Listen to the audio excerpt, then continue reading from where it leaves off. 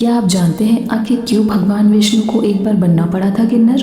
किस पर हंसते थे भगवान विष्णु? और किससे होती है किन्नरों की शादी आज भी, और वो भी आधी रात को? और किसके नाम का सिंदूर वो आज भी अपने मांग में भरते हैं?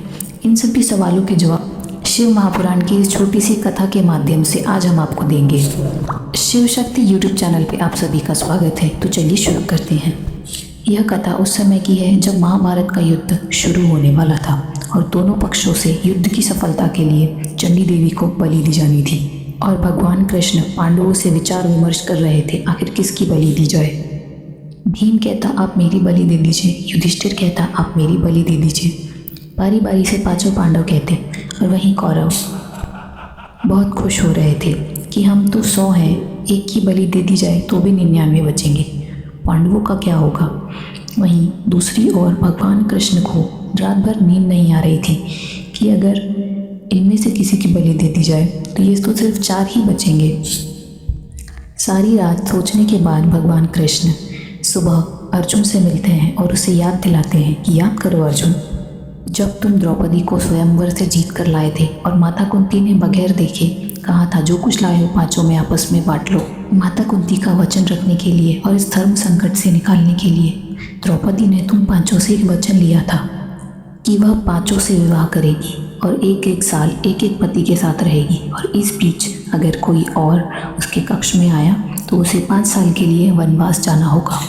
अपने इस वचन के साथ द्रौपदी ने तुम पांचों से विवाह किया था। एक बार जब द्रौपदी युधिष्ठिर के साथ थी, एक बार जब नगरवासी के बच्चे को शेर उठाकर ले गया था और उसने तुमसे मदद की गुहार की, तुमने अपना धनुष महल के हर कोने में ढूंढा पर वह द्रौपदी के कक्ष में था। तुमने बिना समय गंवाए वह धनुष उठाकर ले आए और उस बच्चे की रक्षा की। तुमने बच्चे को तो बचा लिया पर वचन के अनुसार तुम्हें 5 साल के लिए वनवास जाना पड़ा। वहाँ तुम्हारी मुलाकात एक नागू की कन्या उलूपी से हुई और नागू की कन्या उलूपी से तुम्हारा मंगल विवाह संपन्न हुआ और विवाह के पश्चात तुम्हारा एक पुत्र हुआ, उसका नाम आरावन था और तुम वनवास के बाद लौट आए थे।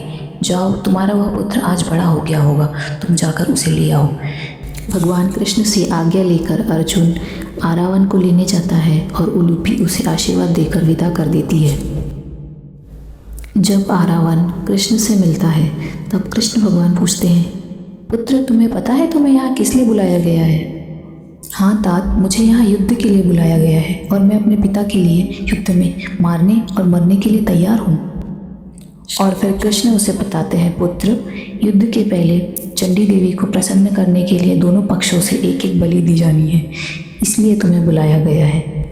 यह सुनकर आरावन कहता है, तात कि मेरी माता वासुकी की कन्या उलूपी कहती है कि जो पुरुष कुंवारा मरता है उसका कभी पिंड नहीं होता, कभी तर्पण नहीं होता और वो बिना तर्पण के भटकता रहता है, कभी कौवे की योनि में, कभी चील की योनि में, कभी मछली की तरह, पर उसका कभी तर्पण नहीं होता। वह भिन्न भिन्न पशु पक्षियों की योनियों में जा जाकर अपना भार ग्रहण करता है। तात, अगर आप चाहते हैं कि मैं बलि के लिए जाऊं तो पहले मेरा विवाह करा दीजिए ताकि मेरा तर्पण भी होता रहे और मुझे पिंड भी मिले। भगवान कृष्ण तुरंत पांडवों को कहते हैं कि आरावन के लिए एक रात के लिए लड़की ढूंढो, उसका विवाह करना है। किंतु बहुत ढूंढने पर भी वह निराश लौटते हैं। कौन पिता अपनी पुत्री को एक रात के विवाह के लिए देगा? बहुत विचार विमर्श के बाद भगवान कृष्ण को अपनी विष्णु अवतार में की हुई भूल याद आती है और वह अर्जुन और आरावन से कहते हैं, जब सृष्टि की उत्पत्ति के समय भगवान शिव ने मुझे और ब्रह्मा जी को बनाया तब उन्होंने ब्रह्मा जी को सृष्टि सृजन करने और मुझे पालन करने का आदेश दिया। भगवान शिव ने ब्रह्मा को अपने अर्धनारीश्वर स्वरूप का दर्शन दिया और उन्हें उस प्रकार से सृष्टि की रचना करने के लिए आदेश दिया। शायद ब्रह्मा जी उस चीज़ को बराबर समझ न सके और उन्होंने किन्नरों की सृष्टि रच दी। एक दिन जब भगवान शिव विष्णु के साथ ब्रह्मा की रची सृष्टि को देखने आए तो भगवान विष्णु हंस दिए। भगवान शिव ने ब्रह्मा जी को पुनः समझाकर उन्हें विदा किया। भगवान शिव ने विष्णु जी को हंसते हुए देख लिया था। भगवान शिव ने कहा, आप ईश्वर हो कि इन किन्नरों पर हंसे हो?